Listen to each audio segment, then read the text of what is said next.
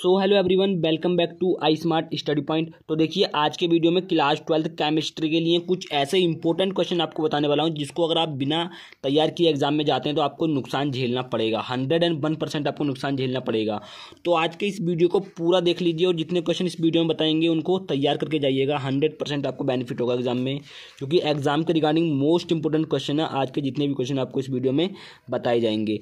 तो पहला जो है आपका ऑर्गेनिक केमिस्ट्री से आएगा, कोल्बे रिएक्शन, कोल्बे अभिक्रिया। इसमें क्या है, जब सोडियम फिनॉक्साइड को CO2 के साथ 400 केल्विन ताप पर गर्म किया जाता है तब सोडियम सैलिसिलेट बनता है। ठीक है, और उसके बाद सोडियम सैलिसिलेट का अपचयन हो जाता है और तथा सोडियम बेंजोइक अम्ल का निर्माण होता है। तो देखिए, सबसे पहले क्या है, बेंजीन रिंग के ऊपर ONA लगा हुआ होगा, ये होगा सोडियम फिनॉक्साइड। इसको 400 डिग्री केल्विन ताप पर CO2 के साथ क्या होता है, गर्म किया जाता है कार्बन डाइऑक्साइड के साथ।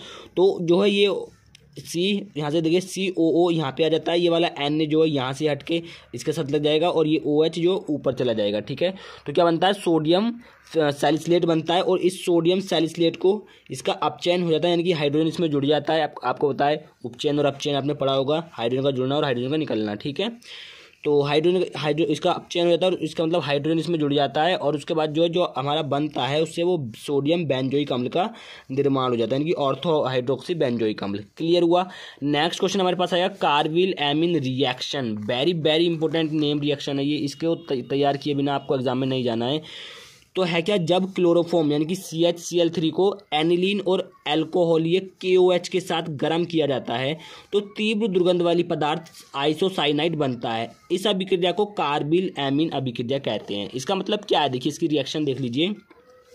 ये क्लोरोफॉर्म है CHCl3, इसको जो है किसके साथ, एल्कोहलीय KOH के साथ गर्म किया जाता है और एनिलीन के साथ गर्म किया जाता है। ठीक है, तो C6H5NH2 कई जगह पे क्या होता है, बेंजीन रिंग के ऊपर NH2 लगा हुआ होता है। ठीक है, तो इसमें कंफ्यूज नहीं होना। इसको एनिलीन और KOH के साथ गर्म किया जाता है तो जो हमारे पास बनता है वो क्या बनता है, वो बनता है हमारे पास तीव्र दुर्गंध वाली गैस आइसोसाइनाइड बनता है। ठीक है, तो इसी को हम उसका इसको जो संतुलित कर देंगे तो इसी को हम कहते हैं कार्बिल एमीन अभिक्रिया। आई होप दोनों आपको अभिक्रियाएं क्लियर हो गई होंगी। नेक्स्ट क्वेश्चन हम देखते हैं क्या है।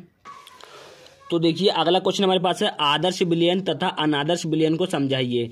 सबसे पहले आदर्श विलयन है, ऐसे विलयन जो सभी सांद्रताओं पर राउल्ट के नियम का पालन करते हैं आदर्श विलयन कहलाते हैं। यानी कि जो ऐसे विलयन होंगे वो सभी सांद्रताओं पर अगर राउल्ट के नियम का पालन कर रहे हैं तो वो विलयन जो होते हैं वो कौन से होते हैं, आदर्श विलयन। ठीक है, उसके बाद क्या है, इसका उल्टा अनादर्श विलयन, यानी कि डेफिनेशन भी इसकी उल्टी हो जाएगी। ऐसे विलयन जो सभी सांद्रताओं पर राउल्ट के नियम का पालन नहीं करते हैं अनादर्श विलयन कहलाते हैं। यानी कि ऐसे विलयन होंगे जो कुछ सांद्रताओं पर तो राउल्ट के नियम का पालन करेंगे लेकिन सभी सांद्रताओं पर राउल्ट के नियम का पालन नहीं करेंगे, तो ऐसे विलयन अनादर्श विलयन होते हैं। क्लियर हुआ। तो दो चीज़ें आपको यहाँ पे क्लियर हुई हैं, एक राउल्ट के नियम को सभी सांद्रताओं पर राउल्ट के नियम का पालन करने वाला और एक नहीं करने वाला। और राउल्ट का नियम तथा हेनरी का नियम, ये दो नियम मोस्ट इंपॉर्टेंट है जिसपे मैंने वीडियो बना दिया है। एक नियम शायद मैं आपको इसी वीडियो में दोबारा से क्लियर कर दूंगा। ठीक है, असामान्य मोलर द्रव्यमान क्या है, बहुत इंपॉर्टेंट है। जब कोई पदार्थ विलयन में संगुणित या वियोजित होता है, यानी कि संगुणित मतलब उसमें घुलता है, मिलता है, या फिर वियोजित मतलब उससे निकलता है। ठीक है, वियोजित होता है तो उसका प्रेक्षित मोलर द्रव्यमान सामान्य से क्रम से कम या ज्यादा आता है जिसे असामान्य मोलर द्रव्यमान कहते हैं। तो जब भी कोई पदार्थ किसी विलयन में मिलेगा या उसे बाहर निकलेगा तो उसका जो मोलर द्रव्यमान होगा वो सामान्य, यानी कि एक नॉर्मल जो मोलर द्रव्यमान होता है उससे भिन्न होता है, यानी कि उससे अलग होता है। तो इसी वजह से इसे असामान्य मोलर द्रव्यमान कहते हैं। क्लियर हुआ। अगला है मोलरता किसे कहते हैं, मोललता, सॉरी भैया घोल के पी लीजिए इस क्वेश्चन को, बहुत इंपॉर्टेंट है। मोलरता, मोललता, नॉर्मलता, तीन है ये, इसमें से एक टपकेगा 100%।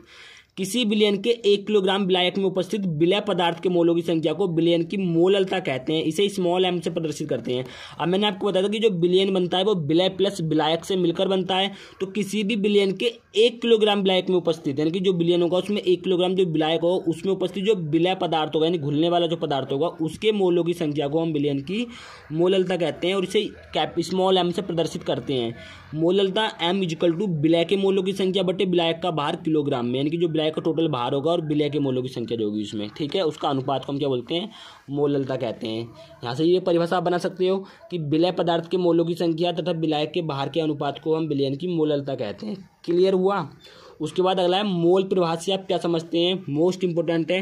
किसी विलयन में उपस्थित विलय या विलायक के मोलों की संख्या तथा बिलियन में उपस्थित कुल मोलों की संख्या के अनुपात को ही हम मोलरता कहते हैं। ठीक है, अब देखिए यहाँ पे सपोज कीजिए विलय का जो विलय के मोलों की संख्या होगी वो n होगी और ब्लैक की जो होगी वो कैपिटल N होगी। ठीक है, समझ में आया? यानी कि विलय की जो मोलों की संख्या होगी वो स्मॉल n, ब्लैक की जो मोलों की संख्या होगी वो कैपिटल N, टोटल जो मोलों की संख्या होगी वो small n plus capital N हो गया। ठीक है, तो इसमें यही बोला है कि बिलियन के उपस्थित विलय या ब्लैक के मोलों की संख्या यानी कि n, और इसमें टोटल मोल होंगे यानी कि n प्लस n, इसके अनुपात को हम क्या बोलते हैं? मोल प्रभाज बोलते हैं। समझ में आ गया? तो यहाँ पे ये साफ साफ लिखा हुआ है, तब विलय के मोल प्रभाज x solute equal to n upon n plus n, या फिर इसमें से ऊपर ले लीजिए ब्लैक n upon n plus n। Clear हुआ? तो ये था हमारा क्या? मोल प्रभाज। नेक्स्ट हमारे पास आएगा हेनरी का नियम। देखिए मैंने आपको बताया था, एक नियम मैं क्लियर कर दूंगा इसमें। हेनरी का नियम बहुत इंपॉर्टेंट है। इसमें क्या है कि इस नियम के अनुसार किसी गैस का आंशिक दाब यानी कि P बिलियन में गैस के मोल प्रभाज के समानुपाती होता है, यानी कि P समानुपाती x गैस हो गया। ठीक है, यानी कि यहाँ से P इक्वल टू x, ये समानुपाती का चिन्ह हटेगा तो यहाँ पे एक नियतांक आएगा KH। ठीक है, जहाँ पे KH होगा वो हेनरी स्थिरांक होगा। समझ में आया? ठीक है, अगर वीडियो पसंद आए तो लाइक और सब्सक्राइब जरूर कीजिएगा चैनल को, बहुत ही मेहनत से आपके लिए वीडियो बनाता हूँ। ठीक है, तो प्लीज़ गाइस ज़्यादा से ज़्यादा शेयर कीजिए, सब्सक्राइब कीजिए, लाइक कीजिए। नेक्स्ट क्वेश्चन देखते हैं हम क्या है अपने पास। अगला क्वेश्चन हमारे पास आएगा, फ्रैंकल दोष के कारण आयनिक क्रिस्टल का घनत्व घटता है, बढ़ता है, परिवर्तित रहता है या फिर अपरिवर्तित रहता है? तो इसका ऑप्शन नंबर 4 करेक्ट हो जाएगा, अपरिवर्तित रहता है। Fe3O4 का क्रिस्टल है, प्रतिचुंबकीय होगा, लोह चुंबकीय होगा, अनुचुंबकीय होगा या फिर इनमें से कोई नहीं? तो इन तीनों में से कोई नहीं होगा। ठीक है, ऑप्शन नंबर डी सही है। शॉर्टकी दोष तथा फ्रैंकल दोष प्रदर्शित करने वाला कोई एक यौगिक है, AgBr, NaOH, Zn या फिर Ag। आपको बताए फ्रैंकल दोष का उदाहरण क्या था? AgBr यानी कि silver bromide. Option number A बिल्कुल करेक्ट हो जाएगा आपका। ग्रेफाइट है, आयनिक ठोस, धात्विक ठोस, सहसंयोजी ठोस या फिर आणविक ठोस? तो ऑप्शन नंबर सी बिल्कुल करेक्ट हो जाएगा। जो ग्रेफाइट है वो सहसंयोजी ठोस है। एक क्रिस्टलीय ठोस में होती है अनिश्चित व्यवस्था, लघु परास व्यवस्था, दीर्घ परास व्यवस्था या फिर इनमें से कोई नहीं? तो ऑप्शन नंबर सी आपका बिल्कुल करेक्ट हो जाएगा। क्रिस्टलीय ठोस में जो होती है वो दीर्घ परास व्यवस्था होती है। अति लघु उत्तरीय प्रश्न है ये अब। ठीक है, कांच को अतिशीतित द्रव क्यों माना जाता है? वेरी इंपॉर्टेंट प्रश्न है। क्या है? क्योंकि यह ठोस होते हुए भी द्रवों के कुछ गुणों को प्रदर्शित करता है, द्रवों के समान उसमें प्रवाहित होने का गुण होता है। इसका यह गुण पुरानी इमारतों के कांचों में देखा जा सकता है, जो तली पर कुछ मोटा होता है। यह केवल तभी संभव है जब यह अत्यधिक मंद गति से द्रवों के समान प्रवाहित होते हैं।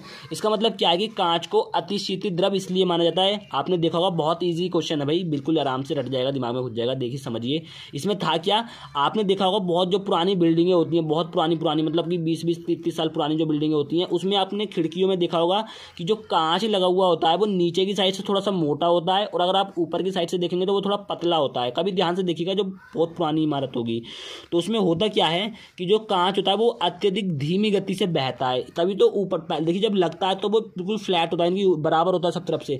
लेकिन जब 20-30 साल गुजर जाते हैं तो नीचे से मोटा हो जाता है और ऊपर से पतला हो जाता है, तो वो अत्यधिक मंद गति से बहता है। इसलिए इसे क्या है, अतिशीतित द्रव माना जाता है, क्योंकि उसमें द्रवों के समान बहने का एक गुण है। समझ में आ गया? बहुत ईजी क्वेश्चन था। क्वेश्चन नंबर 7, आयनिक ठोस गलित अवस्था में विद्युत चालक होते हैं परंतु ठोस अवस्था में नहीं। व्याख्या कीजिए। फ्रैंकल दोष उपस्थित होने पर क्रिस्टल के घनत्व में कोई परिवर्तन नहीं होता। मोस्ट इंपोर्टेंट क्वेश्चन, तैयार कर लेंगे इनको। ठीक है, अब अगला क्वेश्चन देखिए, लघु उत्तरीय क्वेश्चन है। ठीक है, मैं आपको जो क्वेश्चन मैंने सॉल्व किए हुए हैं वो आपको बताता हूँ। 58.5G NaCl में इकाई सेलों की संख्या ज्ञात कीजिए। ठीक है, ये क्वेश्चन बहुत इंपॉर्टेंट है, दोनों देख लीजिएगा। मैं आपको कुछ सॉल्यूशन और क्वेश्चन मेरे पास वो आपको मैं देता हूँ सॉल्यूशन वाले। वैसे तो मैंने इनका भी सॉल्यूशन डाल रखा है बहुत पहले वीडियो बना के, तो आप देख सकते हैं चैनल पे प्लेलिस्ट वाले सेक्शन में, केमिस्ट्री की प्लेलिस्ट बनी हुई है। चलिए सॉल्यूशन वाले कुछ क्वेश्चन और देख लेते हैं हम। तो देखिए ये ओस्टवाल्ड विधि है। सबसे पहले देख लीजिए यहाँ पे है क्या, ये जो आपका ये जो कक्ष है ये आपका उत्प्रेरक कक्ष है। इसमें आपकी प्लेटिनम की जाली लगी हुई है 2। ठीक है, इसमें क्या है, हम NH3 अमोनिया और ऑक्सीजन का जो है बिलियन डालेंगे 1:8 के अनुपात में। ठीक है, इसमें डालेंगे सबसे पहले ये उत्प्रेरक कक्ष में जाएगा, उसके बाद यहाँ से NO थोड़ा सा बनेगा, NO यहाँ से निकलेगी, ये ऑक्सीकरण कक्ष में जाएगी जहाँ पे इसका ऑक्सीकरण होगा। उसके बाद NO2 है जो यहाँ चली जाएगी, इसमें से नाइट्रिक अम्ल जो है ये शोषक कक्ष है, यहाँ से जल आता रहेगा, शोषक कक्ष में से थोड़ी थोड़ी नाइट्रिक अम्ल बनता रहेगा। यहाँ पे सब कुछ यही लिखा हुआ है कि 1 आयतन अमोनिया और 8 आयतन ऑक्सीजन का मिश्रण प्लेटिनम की जाली के ऊपर 800 डिग्री सेल्सियस ताप पर प्रवाहित किया जाता है तो 90% अमोनिया नाइट्रिक ऑक्साइड में बदल जाती है। जब इसमें 1:8 में भेजा जा रहा है प्लेटिनम की जाली के ऊपर 800 डिग्री सेल्सियस ताप पर, तो इसमें 90% जो NH3 और ऑक्सीजन है ये किस में बदल जा रही है, नाइट्रिक ऑक्साइड में बदल जा रही है, NO में बदल जा रही है। ठीक है, यहाँ पे एक रिएक्शन है, इसको देख लीजिए। उसके बाद बनी हुई नाइट्रिक ऑक्साइड को बची हुई ऑक्सीजन के साथ ऑक्सीकरण कक्ष में भेजा जाता है। ठीक है, यहाँ भेजा जाता है बची हुई ऑक्सीजन के साथ, जिसमें वह नाइट्रोजन पेरोक्साइड में बदल जाता है। ठीक है, यानी कि NO2 में बदल जाता है नाइट्रोजन पेरोक्साइड में। ठीक है, समझ में आ गया। उसके बाद देखिए आगे क्या है कि प्राप्त NO2 को शोषक कक्ष में भेजा जाता है जिसमें ऊपर से धीरे धीरे पानी गिरता रहता है तथा पानी और NO2 के संयोग से तत्तानु नाइट्रिक अम्ल बनता है। समझ में आ गया। ये देखिए NO2 प्लस H2O जब नाइट्रोजन पेरोक्साइड को भेजते हैं लास्ट वाले कक्ष में, ठीक है, शोषक कक्ष में, तो वहाँ से ऊपर से जल गिर रहा था। मैंने आपको चित्र में दिखाया था, पीछे देख सकते हैं आप। तो वहाँ पे जो थोड़ा सा नाइट्रिक अम्ल बनता है और थोड़ा सा नाइट्रस अम्ल भी बन जाता है। समझ में आ गया। तो ये मोस्ट इंपॉर्टेंट और कुछ क्वेश्चन मैं आपको दिखा दे रहा हूँ। अगर आप सॉल्व कर सकेंगे तो कर लीजिए, टाइम अगर आपके पास बचा हुआ है तो देख लीजिए। ठीक है, इनको अच्छे से देख लीजिए। ठीक है, चलिए आगे चलते हैं, देखते हैं और क्वेश्चन थोड़े बहुत। तो देखिए क्लोरीन बनाने की विधि है। अब देखिए टाइम तो बचा नहीं उतना कि मैं आपको डीपली समझा सकूं तो फिगर देख लीजिए आप। ये फिगर है ऐसा, और ये जो कुछ यहाँ पे फिगर में है वो सब कुछ यहाँ पे लिखा हुआ है। बहुत ईजी हो जाएगा, बिल्कुल कुछ नहीं है इसमें, हलवा है, समझ लीजिए। बस फिगर को थोड़ा सा माइंड में रखिएगा, बहुत ईजिली हो जाएगा। नेक्स्ट क्वेश्चन क्या है देखते हैं अब देखिए अगला क्वेश्चन हमारे पास क्या है कि एंजाइम उत्प्रेरण की व्याख्या कीजिए। देखिए ये क्वेश्चन 2009, 11, 12, 14, 17, 19 और 20 में पूछा जा चुका है। ठीक है, एंजाइम वह उच्च भार वाले प्रोटीन होते हैं जो जीवित कोशिकाओं की जैविक व रासायनिक अभिक्रिया को पूर्ण कराने में सहायक होते हैं। अतः वह अभिक्रिया जो एंजाइम की उपस्थिति में पूर्ण होती है उसे एंजाइम उत्प्रेरण तथा जैव रासायनिक उत्प्रेरण कहते हैं। ये जो एंजाइम होते हैं जंतुओं के शरीर में भोजन का पाचन एंजाइम की उपस्थिति में होता है। ठीक है ना, यदि जंतुओं के शरीर में एंजाइम ना हो तो भोजन की पाचन क्रिया पूर्ण होने में लगभग 50 वर्षों से ज़्यादा का समय लगेगा। तो क्या है कि एंजाइम जो जंतुओं के अस्तित्व एंजाइम के बिना जो जंतुओं के अस्तित्व की कल्पना नहीं की जा सकती। बहुत ईजी क्वेश्चन था। तो ये क्वेश्चन है कुछ, और शॉर्ट की दोष, फ्रैंकल दोष वगैरह मैंने चैनल पे अपलोड किए हुए हैं, आप सर्च कीजिएगा, आगे चैनल का नाम डालेंगे तो आपको मिल जाएगा। ठीक है, ये देखिए एक नोमेरिकल दिया हुआ है, बहुत मोस्ट इंपोर्टेंट नोमेरिकल है, देख लीजिए इसको, कर सको तो आप लोग। ठीक है, बहुत मटेरियल तो बहुत है मेरे पास देने के लिए आप लोगों को, बस आप तैयार कर लीजिए जितना आपको दिया गया है। ये क्वेश्चन ऐसे क्वेश्चन थे जो आपके एग्जाम में आपको देखने के लिए 101% मिलेंगे। तो आपको अच्छे से तैयार कर लेना है, आपके ऊपर ही डिपेंड करता है सब कुछ कि आप लोग क्या करेंगे एग्जाम में। फाइनल ही है अब तो। ठीक है, तो अच्छे से तैयार कर लीजिए क्वेश्चंस। आपके जो भी डाउट आता है बता दीजिएगा, आज रात का टाइम है। ठीक है, बाकी तो देखा जाएगा, बात की बात है। ठीक है, तो अच्छे से आप लोगों को तैयार कर लेना है। हम मिलेंगे किसी नेक्स्ट वीडियो में, तब तक के लिए जय हिंद, वंदे मातरम, भारत माता की जय।